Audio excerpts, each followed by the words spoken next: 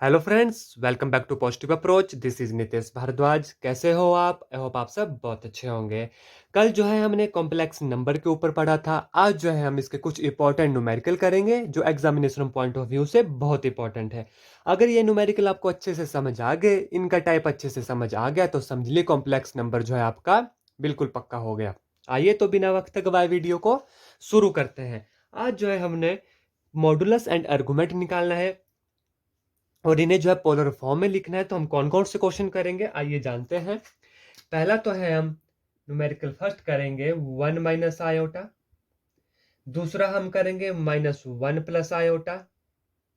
तीसरा हम करेंगे -1 - आयोटा√3। इनका जो है हम मॉडुलस और आर्गुमेंट निकालेंगे और देखेंगे कि क्वेश्चन जो है कैसे सॉल्व होता है और इनका आर्गुमेंट जो है कैसे निकाला जाता है। एग्जाम में इससे जो है काफी बार क्वेश्चन पूछे जाते हैं, तो वीडियो को बिल्कुल भी स्किप मत कीजिएगा। हम जो है स्टेप बाय स्टेप करेंगे। जो पहला है हमारा z = 1 - iota. Comparing it with polar form, हमें पता है कि पोलर फॉर्म क्या होती है कॉम्प्लेक्स नंबर की। z = r cos θ + iota sin θ। Compare कीजिए इसके साथ, तो हमारे पास आएगा r cos θ = 1 and r sin θ = -1, क्योंकि आयोटा के साथ कितना है यहाँ पर -1 है। अब हम क्या करेंगे, मान लीजिए यह हमारी क्वेश्चन नंबर 1 है, यह हमारी क्वेश्चन नंबर 2 है।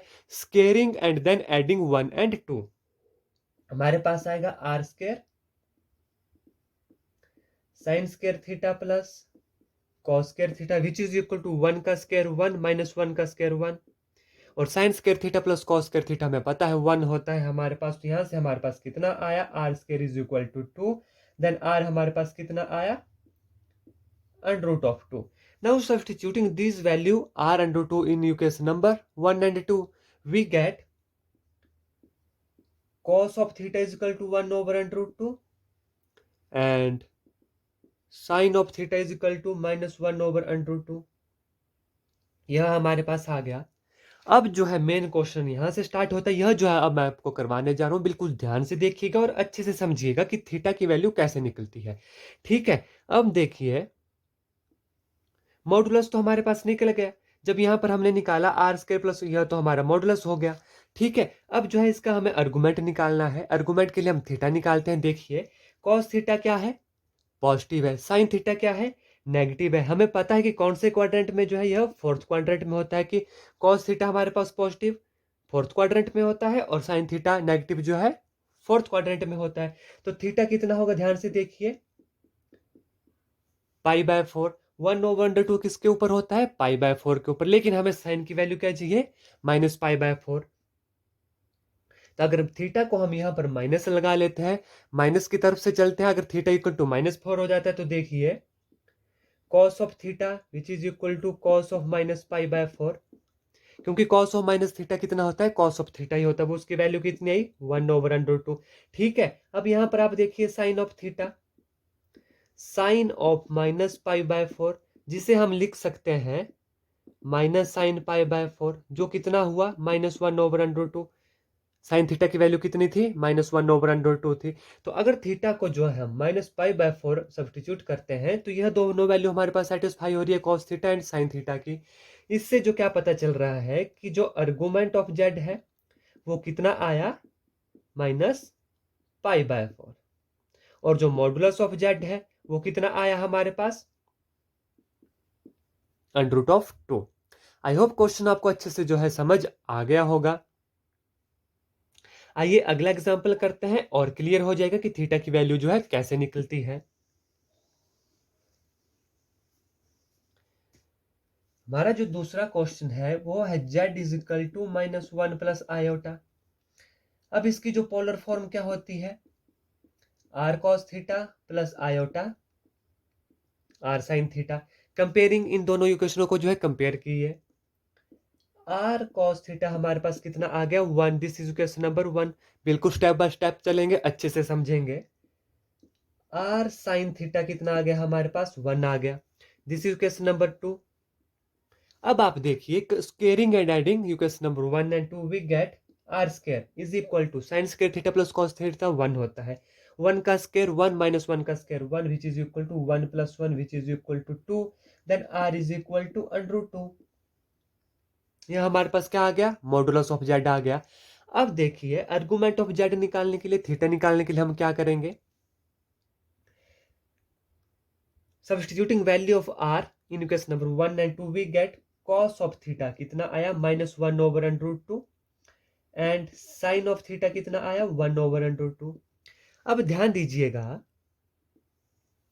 कॉस थीटा नेगेटिव कहां होता है और साइन थीटा पॉजिटिव कहां पर होता है, तो यह होता है हमारे पास सेकंड क्वाड्रेंट में। ठीक है, कहां पर होता है, सेकंड क्वाड्रेंट में। और यह थीटा की कितनी वैल्यू है, यह थीटा की मैं आपको समझाने के लिए लिख रहा हूं 1 ओवर √2 किस पे होता है, यह होता है π/4 पर। ठीक है, लेकिन π/4 पर तो साइन थीटा तो ठीक है π/4 पर 1 ओवर √2 होगा।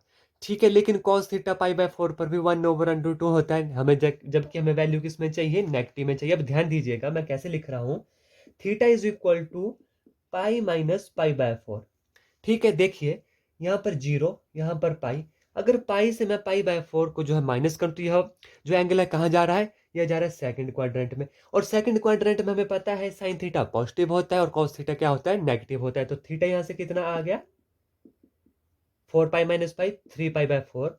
ध्यान से देखिएगा कॉस ऑफ थीटा हमें कितना चाहिए, 1 ओवर √2। ठीक है, इसे मैं लिख सकता हूं cos of pi minus π/4 which is equal to minus cos π/4, क्योंकि कॉस जो है सेकंड क्वाड्रेंट में क्या होता है, negative, which is equal to -1 over √2।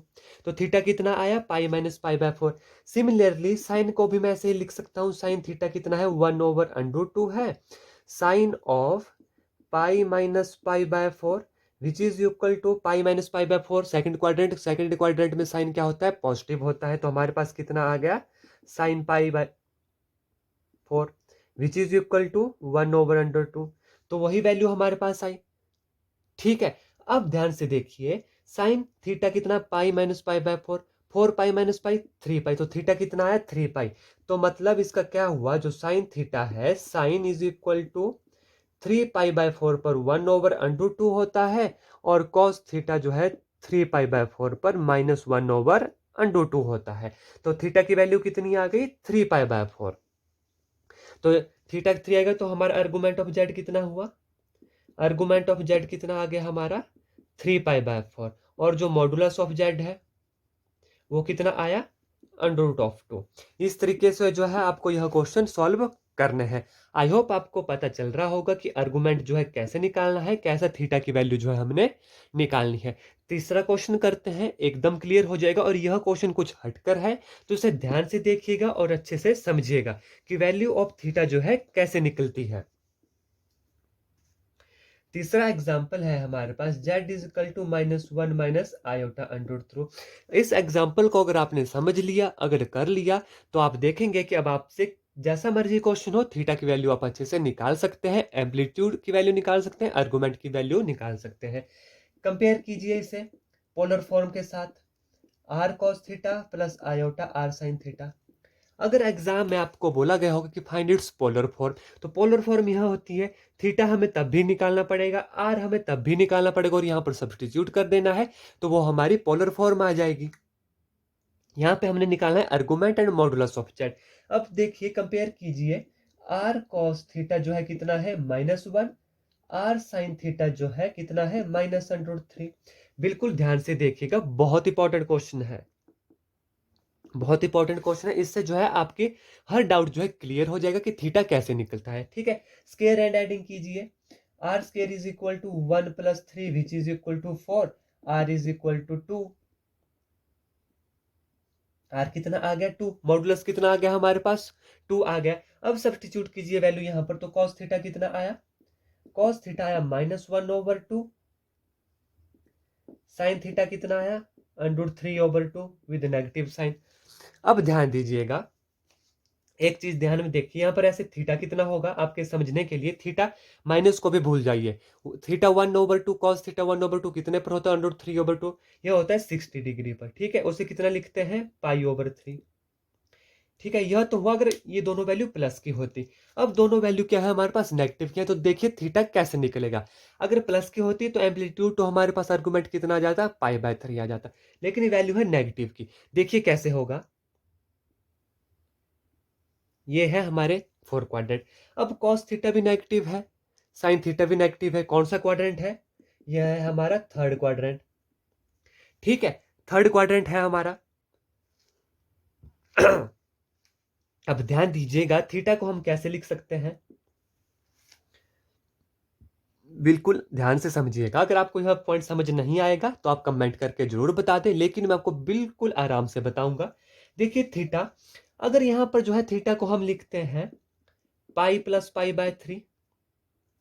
ठीक है, पाई+पाई/3 लिखा हमने, यहां पर होता है 0, यहां पर होता है पाई, पाई+पाई/3 थर्ड क्वाड्रेंट में आ गया। ठीक है, थर्ड क्वाड्रेंट में आ गया, वहां पर जो है साइन थीटा नेगेटिव होता है, कॉस थीटा नेगेटिव होता है। ठीक है, वैल्यू हो गई, पर आप देख रहे हैं यह वैल्यू कितनी बनी, यह वैल्यू बनी 4 पाई/3। इस पॉइंट को अच्छे से समझ लीजिए। और 4 पाई/3 कितना होता है, 4 इंटू पाई होता है 180 डिवाइडेड बाई 3, 3 1 जा 3, 3 6 जा 18, 0 240 डिग्री। ठीक है, ध्यान से इस पॉइंट को ध्यान से देखिएगा। और अगर मैं थीटा लिखता हूं -पाई+पाई/3, -पाई+पाई/3, मैं समझाता हूं माइनस पाई क्यों लिखा, पर आप पहले देखिए। -पाई+पाई/3 लिखता हूं, यह कितना आया, -3 पाई+पाई -2 पाई/3। ठीक है, -2 पाई/3 वो कितना होता है, -2 इंटू 180 डिग्री डिवाइडेड बाई 3, 3 1 जा 3, 3 6 जा 0 0, which is equal to -120 degree. ठीक है, अब ये दो वैल्यू हमारे पास हो सकते हैं, बिल्कुल ध्यान से देखिएगा। हम इस वैल्यू को जो है कैंसिल कर रहे हैं, क्यों, ध्यान से देखिए। इन दोनों वैल्यू पर जो है साइन थीटा और कॉस थीटा यहाँ पर नेगेटिव होगा, लेकिन हमने क्या निकालना है, हमने निकालना है अर्गुमेंट। हमने क्या निकालना है, अर्गुमेंट। और एक चीज ध्यान रखिएगा, जो प्रिंसिपल अर्गुमेंट होता है हमारा, जो प्रिंसिपल अर्गुमेंट होता है उसकी वैल्यू जो है हमेशा -पाई से लेकर पाई के बीच में लाई करती है। -180 डिग्री से +180 डिग्री के बीच में जो है लाई करती है। -180 डिग्री से +180 डिग्री तक जो है लाई करती है। ठीक है, अब ध्यान दीजिएगा, जब यहां पर हम पाई+पाई/3 लिख रहे हैं, ठीक है, वैल्यू तो हमारे पास नेगेटिव में आ गई, लेकिन हमारे पास एंगल कितना आ रहा है, 240 डिग्री, जो कि जो है अर्गुमेंट, जो प्रिंसिपल अर्गुमेंट है उस कंडीशन को सेटिस्फाई नहीं करता, क्योंकि जो प्रिंसिपल अर्गुमेंट होता है उसकी वैल्यू लाई करती है -पाई से लेकर पाई तक, -180 डिग्री से +180 डिग्री के बीच में ही जो इसकी वैल्यू होनी चाहिए। और आप यहां पर देख रहे हैं कि यहां पर कितना है हमारा 240 डिग्री, जो इसके अंदर लाई नहीं करता। इसलिए जो है यह वैल्यू प्रिंसिपल अर्गुमेंट अर्गुमेंट कभी हो ही नहीं सकती, क्योंकि अर्गुमेंट की वैल्यू, एक बार फिर से दोहरा रहा हूं, -पाई से +पाई के बीच में होती है। इस पॉइंट को ध्यान से याद रख लीजिएगा या नोट डाउन कर लीजिए। कहां तक होती है प्रिंसिपल आर्गुमेंट की वैल्यू, -पाई से पाई के बीच में। ठीक है, यहां पर कितना आ गया हमारा 240 डिग्री, इसलिए तो यह वैल्यू होगी कैंसल। ठीक है, इसको मैं मिटा देता हूं। अब आप देखिए, यहां पर हमने -पाई+पाई/3 क्यों किया, क्योंकि हमें जो है थीटा लाई करवाना है थर्ड क्वाड्रेंट में। ठीक है, जब हम एंटी क्लॉकवाइज चलते हैं, ठीक है, जब हम एंटी क्लॉकवाइज चलते हैं तो एंगल जो होता है वो होता है हमारे पास हमेशा पॉजिटिव। यह चीज मैंने आपको जो है ट्रिग्नोमेट्री सेक्शन में बताई हुई है कि कब पॉजिटिव होता है और कब नेगेटिव होता है, फिर से यहां पर आपको बता रहा हूं। लेकिन जब हम क्लॉकवाइज चलते हैं, जब हम क्लॉकवाइज चलते हैं तो एंगल जो है, एंगल के साथ लग जाता है नेगेटिव साइन। एंगल क्या हो जाता है हमारा, नेगेटिव हो जाता है। अब आप, जब हम यहां से माइनस की तरफ चल रहे हैं तो यहां पर कितना आ गया हमारे पास, -पाई आ गया। ठीक है, और जब -पाई में हम कुछ ऐड करेंगे, जब -पाई में हम कुछ ऐड करेंगे तो हम किस क्वाड्रेंट में आएंगे, थर्ड क्वाड्रेंट में आएंगे। अब यहां पर इस बात से कंफ्यूज मत होइएगा कि अगर -पाई में कुछ ऐड करेंगे हम तो ऊपर वाली साइड की तरफ जाएंगे, सेकंड क्वाड्रेंट में जाएंगे, नहीं। एंगल हमारा इस साइड से चल रहा है, एंगल के लिए हम नेगेटिव साइन लगा रहे हैं, इसलिए जो है क्लॉकवाइज चल रहे हैं। क्लॉकवाइज जो है एंगल हमारा कितना हो गया, -पाई हो गया। जब हम इसमें कुछ ऐड करेंगे तो वो थर्ड क्वाड्रेंट में ही आएगा, ना कि जो है सेकंड क्वाड्रेंट में जाएगा। ठीक है, आई होप यह स्टेप आपको अच्छे से समझ आ गया होगा। तो minus pi plus pi by 3 कौन से क्वाड्रेंट में आया? थर्ड क्वाड्रेंट में आया, जो कितना हुआ? Minus 2 pi by 3 which is minus 120 degree, जो कि है माइनस पाई से पाई के बीच में जो है लाई करता है। तो हमारा जो आर्गुमेंट है, आर्गुमेंट ऑफ जेड कितना आया? Minus 2 pi by 3। हमारा आर्गुमेंट जेड कितना आया? Minus 2 pi by 3। और जो हमारा मॉडुलस ऑफ जेड है वो कितना आया? वो आया है 2। अगर हमसे मान लीजिए पूछा गया होता कि इसकी पोलर फॉर्म निकालिए तो कैसे होती? जेड यहां पर सब्स्टिट्यूट कर दीजिए, इसमें आर कितना है हमारे पास? 2 है।